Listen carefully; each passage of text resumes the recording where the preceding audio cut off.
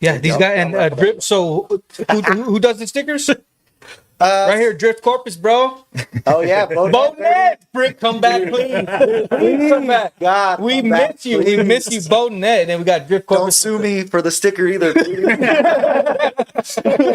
Yo, bring that three shrimp, three fish back, baby. I was a 4-4 guy. I'm sorry, but I was a 4-4. Yeah. 4 extra Got that rolls, 3-3 extra ain't enough. fries. Yeah. And then we got Drift Corpus hooked me up with a T-shirt also. He got the 4X, bro. He showed love. He showed love. My man said, I'm 4X. I said, don't worry, bro. I got you. I got you. And of course the koozie. And then you guys got stickers and stuff like that too, right? Yeah, So, we gave you some stickers. Hero Garage. And then this hat right here, he blessed me with already. I don't even have a hat. I don't even Frank, no. You guys know I wear hats on every episode. So. Maybe for Christmas. Blessing. Marcel Hernandez, Andrew Vaughn, England. Appreciate y'all being in the chat. Luis Velasquez. Yeah. Ask Frank about Grizzly Nation. What's up with that? Glizzy Nation. Glizzy Nation. Like pretty much everyone in Hero kind of like really likes hot dogs. Chili dogs. Facts. Every year we do Glizzy Fest. I know that there's other Glizzy Fests like in Austin and stuff, but this is our Glizzy Fest, our version of it. Hero Garage. Yeah, the Hero Garage Glizzy Fest. So actually this year we teamed up with Drift Corpus and we had a little jam session. That's 2 years, right? Was it 2 years? Yeah. I'm getting old, so I'm forgetting. I almost forgot too. Yeah. So we hopefully next year we'll do it again. We'll have a barbecue, all you can eat, bottomless glizzies. Nice. And drive. Like I invited a bunch of people, but not everyone showed up because it does get hot. Right. Summertime is brutal, man. Like That's why I told you I built that car with AC. Well, no wonder you got the December event too. Oh man. And see, and that's what. So we took off this summer, and that was probably the smartest thing. One of the smartest things in my life I've ever done. Because I thank you for that. So last year we did a summer event, and then some bright idea, I don't know whose it was probably mine, said, let's do a 2-day summer event. Oh my God, man. On Sunday, I was dead, bro. I was like, and I wasn't even driving as much. I was, hosting and doing what I had to do. And we had a competition the next day, and just doing that in general was like, never again. So, so we set out a schedule at the beginning of the year. We'll post it everywhere that we can. And, we took off the summer and everybody was like, oh, thank God. I got a lot of positivity out of it. Everybody was like, oh. And, we're getting to that age. Me and one of my best friends, we talk about it and we're like, okay, bro, we're not doing summer events. I'm like, hey, bro, that's why we bought a sim. I'm not mad. Like, we'll sim. We can go to the track one day and do a lap or two and then we'll go home. Did you used to do it like more often, like earlier? So... when we first started doing, we would do like every 3 months, every other month and stuff like that because we were renting the lot just for the day. Right.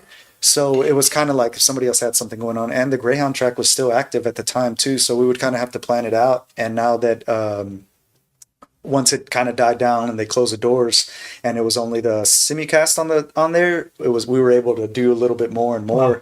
So being that we have to deal with the sound and that we have to do with everything, I try to keep it once a month and try to spread out the days because I'm a shift worker. So right. People don't understand is my 1 weekend off. That's when I host the events. So I'm working when I'm not supposed to be working. So doing that. So we just try to separate it as much as we can and try to do it to where we can allow the locals. And I think this year, man, was probably the most improved I've seen drivers go because we had an event the first 3 months we took off and then it's every month, or we took off the 3 months for summer and then we had it and we were hosting private days during the summer and let people like, hey, because I still had to pay rent. So I tell people, hey, look, if y'all want to do a private day, a private session, like we can book y'all and do stuff. And some dudes had bachelor parties, they had Glizzy Fest, they had everything else. So I would book those days in between to kind of help us, pay our dues and stuff like that. And we would just continue with that. But being, like I said, with the sound ordinance and everything else, it's like, man, then you got to deal with the people. Oh, they're doing it every weekend. And it's like, man, you got to deal with that. And then it's like, okay, like, look, I don't want to, put them too close together. I need That's to what I was going to say. Like, is there more of a turnout the less you do it throughout the year? So kind of, it just depends because the locals, man, not a lot of people can afford to drive, and that's like not on them, but man, we got to go to Houston now. That's 3.5, and it's 4 hours now because they're on the backside of Houston. Oh wow! So then going to San Antonio, San Antonio's had their events. They've been looking for a couple venues. They've been in and out of some like that, and that's the closest. There's nothing in the valley, and when you got to drive that way, some of these kids out here and some of these people, they don't have the money to buy a truck, a trailer to do stuff. So it's cool to have an outlet here for people to afford and do that. So and that's where I was going with the people improving, man. These dudes, I haven't seen this much drivers come out of Corpus that have been improving and improving and improving. Mm-hmm. And it's like you can ask Adam the pictures and the quality that's coming out. Because like we were talking earlier, when you started in 2012 is when I was starting doing photos and stuff. And I've seen it start out and we're very good, slowly dip down. And then now it's like coming straight forward back tenfold. And it's awesome to see, man. And it's awesome to see the drivers come out and just being able to support them, taking photos of them and getting their happiness out of, recapping their day. And it's cool to see, dude. Who does the drone footage? Does somebody? So there's Bert. So Bert's drone view, he comes from the valley, man. So he was into biking and all that other stuff too. And he is actually the Camaro on the cover of the flyer that I sent you. Wow. That's his car. No way. So he got the itch, and now he's like, hey, bro. Awesome, and now, so I could kind of wiggle with him. I'm like, hey, bro, because I know footage ain't cheap. And I'm like, hey, bro, what do I got to trade you for? Footage, man. Like, what do we got to do? So now he's jamming too. There's a Hiroki. He comes out too. And these dudes, man, they're set up, bro. Like they come and they usually sit by my tent, but now we have another area for them that they go sit by. Yeah. And these dudes have their goggles on. Wow. They're like in the zone, and and you're sitting there, and like there's a couple of videos of us messing with Bert, and he's like doing some stuff, and we're like messing with him in his face. You know what I mean? So it's kind of cool, like doing that. But I mean, dude, the drone footage and everything else is like that's a whole other ball game. Dude, like, for sure. Like, I was watching a drone on YouTube of Drift Corpus, and I went to another video where it was just like flat video. I was like, dude, that drone footage makes a big difference.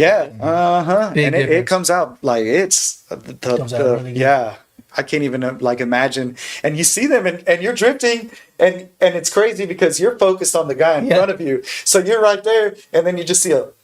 And you're like, and at this last event, we went into San Antonio, and Bert was hanging out in my trailer, and he was like that, and I saw him hanging out right here because I know his drone. He's like, the green drone is mine. I'm like, all right, cool.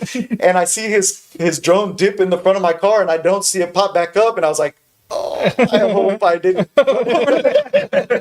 So and he showed the footage, and you see him dip down and go up, and it's like, man. And somebody's probably rich too, because Hiroki at the last it was like 3 months ago, one of his drones lost connection and flew towards 37. Oh, wow. We spent hours looking for it. Me and my wife went out there the next day looking. And I had my son out there one of the refineries or something. Yeah, and we were all looking, and I asked the owners of the Greyhound, like, if y'all see this, and they're like, oh man, was it expensive? I was like, $1,500. And they're like, oh my God. I was like, dang, yeah. So it was crazy, man, that they take that equipment out there and they are getting sketched with that, but they get the best footage. Yeah, man. I could see how the videography on that is so crazy, man. Yeah, it's funny how like that's important for your like what you do and your business and like social media and what we were talking about earlier.